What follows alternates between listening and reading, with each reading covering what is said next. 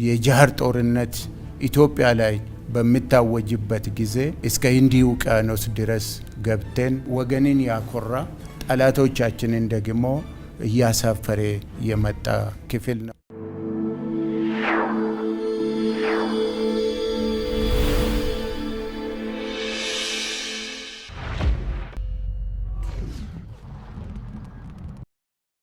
የዘወትር አክብሮታዊ ሰላምታችን በያላችሁበት ድረስ ወደ ሸገር ታይምስ ቤተሰቦች እንደምናላችሁ ሁለታዊ የመረጃ ቅኝታችን ነው ተጀመረ። እንደተለመደው አበይት ጉዳዮችን አስቀድመን እናስተዋውቃችሁ። የኢትዮጵያ አየር ወለድና ኮማንዶ ኃይል 65ኛ ዓመቱን የምስረታ በዓል እያከበረ ይገኛል። ከዚህ ክብረ በዓል አስቀድመው የኢትዮጵያ ጦር ኃይሎች ምክትል ጠቅላይ ኤታማዦር ሹም ጀነራል አበባው ታደሰ የኢትዮጵያን ኮማንዶ ኃይል መከላከያ ሰራዊትም ሆነ መንግስት ከውጭም ሆነ ከሀገር ውስጥ የሚመጣብንን ጥቃት ለመመከት ጥሩ መቻል አድርገን በሚገባ እያዘጋጀነው እንገኛለን ብለዋል። ከዚህ ባለፈ የልዩ ዘመቻዎች እዝ ዋና አዛዥ የሆኑት ሌተና ጀነራል ሹማ አብደታ የኢትዮጵያ ኮማንዶ እስከ ህንድ ውቅያኖስ ድረስ ዘልቆ ኦፕሬሽን የሰራ ዓለምን ያስደነቀ የኮማንዶ ጦር ነው ሲሉ ገልጸውታል። መቼና በየትኛው ኦፕሬሽን የኢትዮጵያ ኮማንዶ ኃይል ህንድ ውቅያኖስ ዘልቆ ወታደራዊ ኦፕሬሽን ፈጸመ የሚለውን ጉዳይ በመረጃ ቅኝታችን የምናስደምጣችሁ ይሆናል። ከዚህ ባለፈ የቅኝታችን ሌላኛው ትኩረት ጠቅላይ ሚኒስትር አብይ አህመድ በአፍሪካ መሪዎች በተባበሩት መንግስታት ድርጅት ዋና ጸሐፊ ፊት ለፊት ኢትዮጵያ የባህር በርን ጉዳይ በተመለከተ ህልውና አድርጋ የምትቆጥረው እጅግ ወሳኝ ስትራቴጂክ ጥቅሟ ነው ሲሉ ይፋ አድርገዋል። ጠቅላይ ሚኒስትሩ የኢትዮጵያን የባህር በር ፍላጎት በተመለከተ በአፍሪካ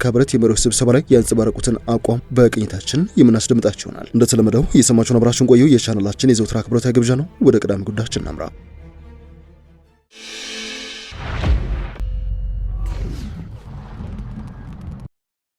የጦር ኃይሎች ምክትል ጠቅላይ ኤታማዦር ሹም ጀነራል አበባው ታደሰ ለየትኛውም የውጭም ሆነ የውስጥ ጠላቶቻችን ዝግጁ ሆነን እየተጠባበቅን እንገኛለን ብለዋል። ጀነራሉ ይህን ያሉት ወደ ሰሜን ኢትዮጵያ መጠነ ሰፊ የኢትዮጵያ ሀገር መከላከያ ሰራዊት እያመራ እየተጠጋ ይገኛል በሚባልበት በዚህ ወቅት ነው። የጦር ኃይሎች ምክትል ጠቅላይ ኤታማዦር ሹም ጀነራል አበባው ታደሰ በልዩ ሁኔታ ስለተዘጋጀው የኢትዮጵያ አየር ወለድና ኮማንዶ ኃይል ሲናገሩ በኃይል ደረጃ የተደራጀ ጠንካራ ስታፍና የራሱ የሆነ ማሰልጠኛ ያለው በተለይም የምናከብረው ጦር ክፍል ነው ብለውታል። የልዩ ዘመቻዎች እዝ 65ኛ ዓመት የምስረታ በዓሉን ከዛሬ የካቲት 7 ቀን እስከ 15 ድረስ በሐዋሳ ከተማ በተለያዩ ዝግጅቶች እንደሚያከብር ከሰሞኑ ይፋ ሆኗል። ጀነራል አበባው ታደሰ ይህን በዓል አስመልክተው በሰጡት ቃለ ምልልስ ነው ራሱን ችሎ ትልቅ ግዳጅ መውጣት የሚችል ብቁ አመራር ያለው የስነ ልቦናም ሆነ የውጊያ ብቃት የተጎናጸፈ ሰራዊት እንደሆነ የተናገሩት ቀይ መለዮ ከሁሉም በላይ ክብር የሚሰጠው ነው ሲሉ የተናገሩት የጦር ኃይሎች ምክትል ጠቅላይ ኤታማዦር ሹም በመከላከያ ሰራዊት በውትድርና በሚገባ ተፈትሾ የሚገባበት ክፍል ነው ብለውታል። ይህ ደግሞ የኮማንዶ ሰራዊቱን የመፈጸም አቅም ከፍ ለማድረግ የሚከወን የበዛ ጥንቃቄና ስርዓት ነው ብለውታል። ጀነራል አበባው ታደሰ ሲቀጥሉም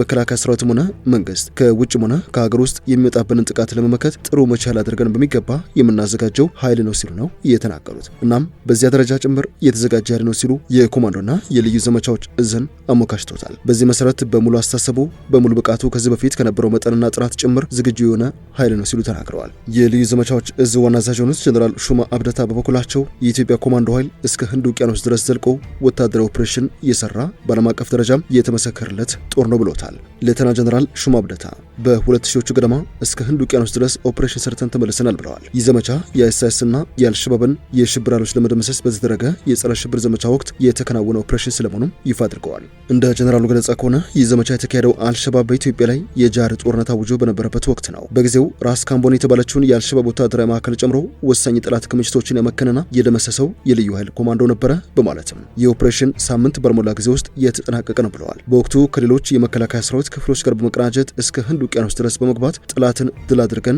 ለሌሎች እግረኛ ሰራዊት አስረክበን ስንመለስ አልሸባብ እንደገና ተደራጅቶ የእኛን እግረኛ ክፍለ ጦሮች ደግሞ በተለያየ አቅጣጫ ከቦ ጠብቆናል ሲሉ አስታውሰዋል። ይህ ብቻ አይደለም። የምንንቀሳቀስበትን መንገድ ሁሉ በግሬደር ቆራርጦ ሰው ወገን መድረስ የማይችልበትን ሁኔታ ፈጥሮ በልበ ሙሉነት ውጊያ የጀመረበትን ሁኔታ ሲፈጠር ኮማንዶ ኃይሉ ከነበረበት ኢትዮጵያ በቅጽበት ግማሹን በአውሮፕላን ግማሹን ሰራዊት በእግር አድርገን አልሸባብ የቆፈረውን መሬት ተሻግረን የከተማ ውጊያ አከናውነን ድል ተጎናጽፈን ተመልሰናል ያሉት ጀነራል ሹማ ሲቀጥሉ የተከበበውን ሰራዊታችንን ከከበባ ማስወጣት ብቻ ሳይሆን ሞቃዲሾን ከፍ ሲለም ሶማሊያን ነጻ አውጥተን በወቅቱ የነበረውን የሶማሊያ ሽግግር መንግስት እግር እንዲተክልና እንዲረጋጋ ያደረግንበት ለዓለም ህዝብ በደንብ ራሳችንን ያሳየንበት ጊዜ ነበር ሲሉም አስታውሰውታል። የልዩ ኮማንዶዎች እዝ ዋና አዛዡ ጀነራል ሹማ አብደታ ወገንን ያኮራ ጠላትን ያሳፈረ ኦፕሬሽን ማድረጋቸውን ገለጹ ሲሆን ራስ ካምቦኒን የሚያክል የአልሸባብ ጦር ካምፕ ደምስሰን በፍጥነት በአውሮፕላን ተመልሰን ዓለምን ጉድ ያሰኘ ገድል ፈጽመናል ሲሉም ሲናገሩ ተደምጠዋል።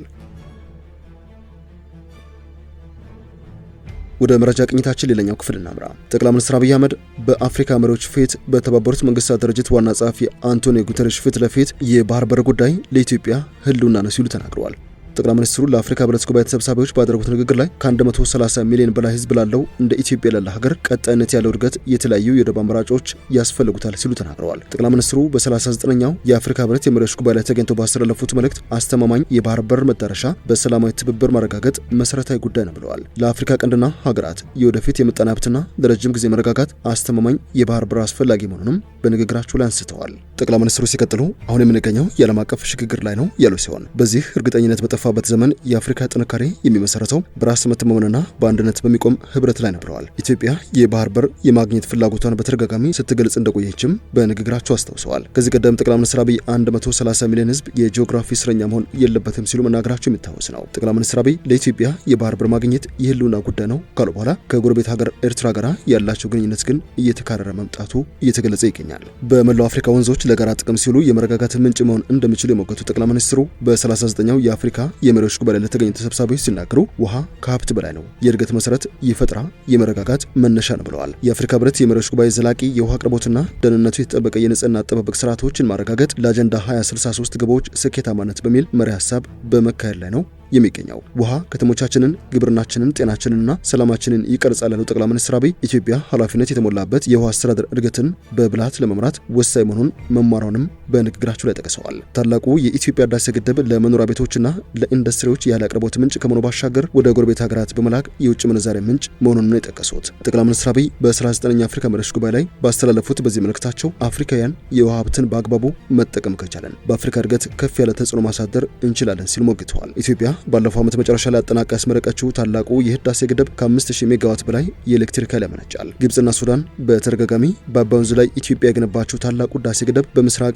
የናይል ተፋሰስ ሀገራት ላይ ዘላቂ ስጋትም ደቅነዋል ሲሉ ነው የሚናገሩት። ኢትዮጵያ በአባይ ወንዝ ላይ የህዳሴ ግንባታን ከጀመረችበት ጊዜ አንስቶ ከሱዳንና ከግብጽ ጋር አለመግባባት ውስጥ ቆይታለች። ግብጽ፣ ኢትዮጵያና ሱዳን ላለፉት 14 ዓመታት በአባይ ወንዝ ጉዳይ ላይ ከስምምነት ለመድረስ ሲደራደሩ የነበረ ቢሆንም እስካሁን ሶስቱንም ሀገራት የሚያስማማ ሁሉን አቀፍ መግባባት ላይ መድረስ አልተቻለም። የአሜሪካው ፕሬዝዳንት ዶናልድ ትራምፕ በግብጽና በኢትዮጵያ መካከል ያለውን ልዩነት ለመፍታት ግልጽ የማደራደር ጥሪ ያቀረቡ ሲሆን ለግብጽ ፕሬዝዳንት አብዱል ፈታህ አልሲሲ፣ ለኢትዮጵያ አቻቸው አምባሳደር ታዬ አጽቀሥላሴ እንደዚሁም ለተባበሩት አረብ ኤሚሬትስና ለሳውዲ አረቢያ ግልባጭ የተባለ ደብዳቤ ጽፈው በኢትዮጵያና በግብጽ መካከል በአባይ ወንዝና በታላቁ የኢትዮጵያ ህዳሴ ግድብ የውሃ አጠቃቀም ዙሪያ ያላቸው ልዩነት ለመፍታት የማሸማገል ሚና መወጣት እፈልጋለሁ ሲሉ ይፋ ማድረጋቸው ይታወሳል። ከዚህ ባለፈ በዳቮሱ የኢኮኖሚክ ፎረም ላይ ከግብጽ ፕሬዝዳንት አብዱል ፈታህ አልሲሲ ጋር ተቀምጠው ጠቅላይ ሚኒስትር አብይ አህመድን አደገኛ መሪ ሲሉ የገለጿቸው ሲሆን እስካሁን ድረስ በግንባር ባያገኟቸውም ወደፊት ግን የግብጹን ፕሬዝዳንት አብዱል ፈታህ አልሲሲና የኢትዮጵያን ጠቅላይ ሚኒስትር አብይ አህመድ አገናኝተው በህዳሴ ግድቡ ዙሪያ በሁለቱ ሀገራት መካከል የተፈጠረው ልዩነት በሰላማዊ መንገድ ለመፍታት የማደራደር ፍላጎት እንዳላቸው ይፋ ማድረጋቸው አይዘነጋም። የትራምፕን የድርድር ጥሪ የግብጽና የሱዳን መንግስታት ምላሽ ሰጥተው በአዎንታዊነት የተቀበሉት ቢሆንም በኢትዮጵያ በኩል ግን እስካሁን ድረስ ለትራምፕ የድርድር ጥሪ አዎንታዊ ምላሽ ስለመሰጠቱ የተረጋገጠ መረጃ የለም። ከዚህ ጋር በተያያዘ የመንግስት ኮሚኒኬሽን አገልግሎት በአፍሪካ ህብረት የመሪዎች ጉባኤ ኢትዮጵያ የውሃ ሀብቷን በፍትሃዊነት ለመጠቀም ያላትን ዝግጁነት አስረድታለች ሲል ይፋ አድርጓል። የመንግስት ኮሚኒኬሽን አገልግሎት ሚኒስትር ዴኤታ ተስፋሁን ጎበዛይ የአፍሪካ ህብረት የመሪዎች ጉባኤና የጣሊያን አፍሪካ ጉባኤን አስመልክተው ማብራሪያ ሰጥተዋል። በዚህ ማብራሪያቸው ለመጀመሪያ ጊዜ በአዲስ አበባ የተካሄደውና የከተማዋን የዲፕሎማሲ ማዕከል ቀጣይነት የሚያሳየው የጣሊያን አፍሪካ ጉባኤ በስኬት መጠናቀቁ ነው የተናገሩት። የጣሊያን አፍሪካ ጉባኤ ዋና ዓላማ በጣሊያንና በአፍሪካ መካከል ያለውን ግንኙነት ስትራቴጂካዊ በሆነ መልኩ ወደ አጋርነት ለማሳደግ የሚያስችል ነው ብለዋል። የጣሊያኑ ጠቅላይ ሚኒስትር ጆርጂያ ሜሎኒ በጉባኤው አጋርነት ማለት ሁለት አስተዋጽኦ ያላቸው አካላት በጋራ የሚቆሙበት አውድ እንደሆነ መናገራቸውንም ጠቅሰዋል። በዛሬው ዕለት ጠቅላይ ሚኒስትር አብይ አህመድ በህብረቱ የመሪዎች ጉባኤ ባደረጉት ንግግርም አፍሪካ በመጻኢ ዓለም ላይ የተለየ ቦታ እንዳላት አብራርተዋል ነው ያሉት። ለአብነትም የአፍሪካ አህጉር ያልተነካ እምቅ የተፈጥሮ ሀብት ወጣትና የተማረ የሰው ኃይል ያለ መሆኑን እንዳነሱን ያስረዱት። በዚህ ጉባኤ በ6 ዋናና ጉዳዮች ላይ ትኩረት መደረጉን ጠቁሙ። በዚህም በጤና፣ ትምህርት፣ ኢነርጂ፣ ግብርናና በውሃ ዘርፎች ላይ ምክክር መደረጉን አመላክተዋል። ከኢነርጂ ጋር ተያይዘው ኢትዮጵያ ከተለያዩ ምንጮች የታዳሽ ኃይል ተጠቃሚነት ለማጠናከር በትኩረት እየሰራች እንደምትገኝ አብራርተዋል። በአፍሪካ ህብረት የመሪዎች ጉባኤ ላይ ጠቅላይ ሚኒስትር አብይ አህመድ ከውሃ አጠቃቀም ጋር ተያይዘው ኢትዮጵያ ያላትን ሀብት መርህን በተከተለ መልኩ ለመጠቀም ያላትን ዝግጁነትም እንዳበራራችም ነው የገለጹት። በዚህም ከታላቁ የኢትዮጵያ ህዳሴ ግድብ እስከ ፍትሃዊና በህግ አግባብ የሚመለስ የባህር በር ባለቤትነት ድረስ ያለውን ሂደትም በዝርዝር አስረድቷል ሲሉም ነው የጠቆሙት።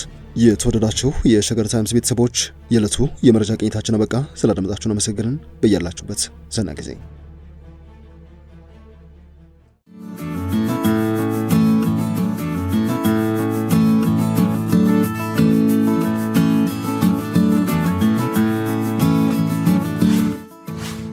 ሸገር ታይምስ ሚዲያን ሰብስክራይብ በማድረግና ደወሉን በመጫን ይከተሉን።